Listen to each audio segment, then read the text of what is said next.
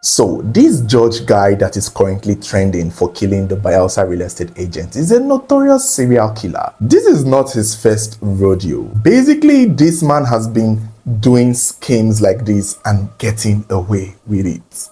And it makes you wonder, if people knew this much about him, how come his friend Richard, who would have known, fall into his trap? Stories like this are the reason why sometimes you have to judge a book by its cover. Otherwise, a man named George will be your murderer. So around July of 2025, a Oye Bonkri young man who is from Ogbia local government area in Bayelsa State met his friend by the name of Richard Ekbebo. George meets Richard and tells Richard, what's up? I have a land for sale. And if you find any buyer, please let them know I have this land for sale. Richard goes to see the land and assures George that he will find a buyer because he's a notable, reputable real estate agent in Bayelsa State. This was in July. The only problem is Richard and George are not exactly friends, but they seem to be from the same community. So they know of each other and they know what each other do. It is a known thing that the George guy is into many illegal business. He's into bunkery. He sells cars. Like he doesn't have a specific business, and honestly, that is a red flag. He's also supposedly part of a militant group of people in Bayelsa State, and those groups of people kind of. So there is something about him that is already salty on the get-go. But somehow, some way, the fact that Richard knew him from long ago, it did not just click to him. And I think this is where the problem comes from. When someone shows you who they are, you just have to believe it. But Richard might have just been one of those people who sees the best in people and who just goes about his business. He doesn't really judge people, and he should have probably judged George. So eventually, Richard finds a buyer for this land. And given that these buyers know that Richard is a reputable real estate agent who is certified, is like the vice president of all real estate agents in Bayelsa State, they did not even stress. Some sources claim that they went to see the land itself and agreed to it. Some sources say that they immediately paid Richard 9 million naira. Again, it's 9 million naira. But the thing is, when they wanted to pay Richard, Richard suggested they paid to George directly. And I think that was what they did. So this wasn't even a deal that Richard himself was trying to make money out of, because naturally he would have been the one to have been paid to, but they paid it directly to George himself. So George has gotten paid. The only thing left is for George to give the documents of that land. And that was when George went missing. They couldn't find George anymore. George is unreachable, and Richard started facing and dealing with the pressure from the buyers of the land to provide the documents. Richard assured the buyers that he will get the document, that he knows George, he knows the person, he knows the girlfriend, he knows his people, so it's not a problem. So Richard continues to put pressure on George. George is, postponing, saying that the document is in Bayelsa, is in Port Harcourt, is in another state, it's somewhere else that he's going to get it. And it just didn't click to Richard yet. But basically, somewhere along the line, Richard himself would have realized that maybe George is back to his old ways. Because let's face it, before this incident, George was already notorious. He has gone to prison, come out of prison. He has had so many court cases he has been suspected of murders. People have disappeared. He has even killed somebody. So he is a notorious person. It's like you playing with fire. So it started clicking to Richard that, hope this George is not playing me. You can't do this because I'm your friend. When you have a friend that is bad, but you would think that they will never do bad to you.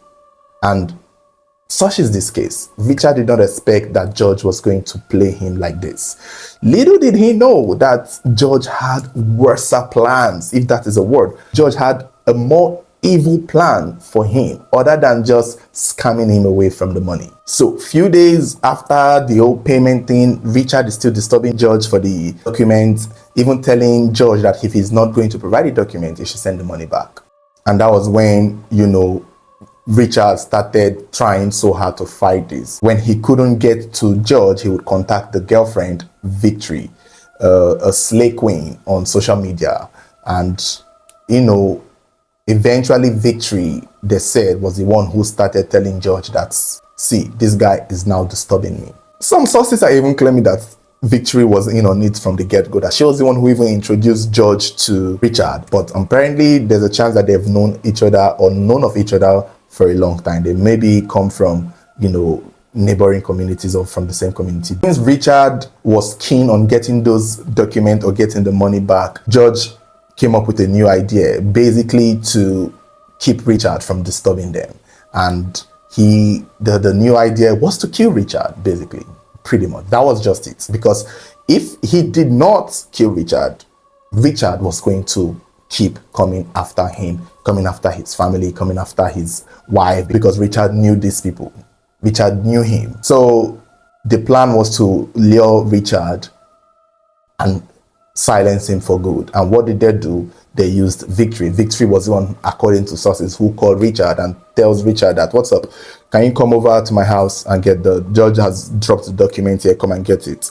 And it was said that Richard went to get documents. On getting to the house to get the documents, there were other people there. Now, it's unclear what really happened. Some sources are claiming that when he went there, they drugged him. They put something in his drink. However, it is possible that when he went there, which is most likely, that they gave him a document. They gave him a fake document. They convinced him that, they just give him a random document. And then they proposed another land for him to sell. George told him that, there's another land that he wants to show him. Just come and see if he could sell. And Richard was like, okay, let's go and see the land. And they took him to a far, far away place inside Ogbia community, deep into a swampy farm to, basically show him the land that they wanted to sell. And that was when it is believed they killed him. But they had forced him to open his mobile phone, give them the password, and, have access to his finances through his phone before they killed him and threw his body into a swamp. There were two other men with them. So it was not just George. It was George, the girlfriend, and two other guys, one of them named Shedrack, another one named Insurance. So these could have been people who knew George's girlfriend. He said Victory Bernard Henry. So it is believed, according to George's wife's sister, that after they killed George in that swamp, they drank, they celebrated before leaving. But while they were leaving, somebody had heard the gunshots and had come to, survey what was happening and saw the car leave and even took note of the plate number. After they killed George, the killers were on his phone chatting with the wife, through the wife's phone, they collected more phone numbers relating to George, and they saw that the wife had already started suspecting. Through the chat, the wife was trying to, understand why he's not picking the call, but choosing to chat. Why he's not getting on the video call, but choosing to chat. Why he didn't come home. So the wife started, and I think that's the thing here. George is the kind of person, from what I'm saying, that when he does a scheme and he sees that somebody is trailing him, he would now want to attack. Usually he does a scheme and hope that nobody comes for him. So the moment he realizes that George's wife was already suspecting, he then decided to invite her to a hotel. And in that hotel, I guess they planned to kill her. But the woman was intuitive enough. She had intuition. Something wasn't clear. She didn't believe it. It was unlike her husband, and instantly she made reports to the police and other people in the real estate business.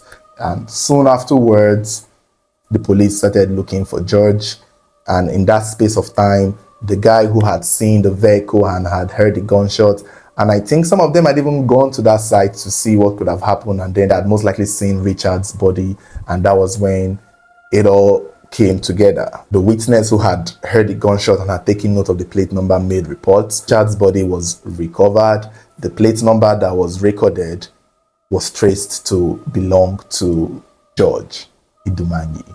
And that was when they knew that he would know something about this situation. There was also items on the site, ones regarding the slippers that belonged to George, which they said the wife identified instantly that belonged to her husband. And these are the things that helped the investigation.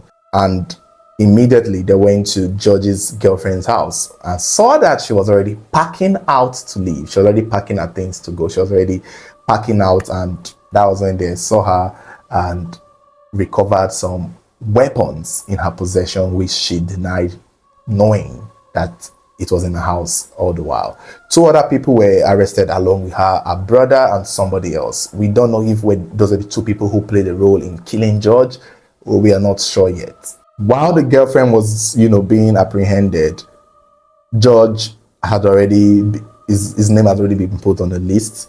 And when at the time he was in Lagos trying to work on his international passport, when unfortunately for him, while presenting his details to get his international passport at the immigration office, they realized that his name has been listed as wanted, and he was quickly apprehended and arrested in Lagos right there. And it was said that when he was told why he was being arrested for the murder of Richard Ekpebo, he denied killing Richard. He said he had no hands in it, that he knows nothing about it. And we all know that is a lie, because it's going to play out eventually that he, in fact, knew so much and most definitely had a hand in the killing of Richard Ekpebo. According to the sister-in-law of Richard Ekpebo, most of the people involved in the killing of Richard were people who were his friends. These were people who had visited Richard, who had drawn close, who had gone out to a bar to drink with Richard. These were people that he knew. They were not his friends, but these were people who basically knew him. Even the killer, George, had some kind of distant relative connection with Richard's family. So these were kinsmen for the most part. And it shows maybe why Richard may have thought that, in as much as he knew that George is notorious and has a lot of cases and has been accused of killing, stealing, robbing, and all of these, he still somehow trusted to do business with him, because he never thought that Richard or George would do the same thing to him. And that's one way to see it. It's sad to see that they killed this young man for 9 million naira, a father. Even George himself is said to be a father and is married. Although the girl that he is doing all of this for, the girl they said is the reason why he's into criminal activity, is his girlfriend, is his side chick, that he actually does have a wife and a family. That this young lady, this Victory woman, is a side chick.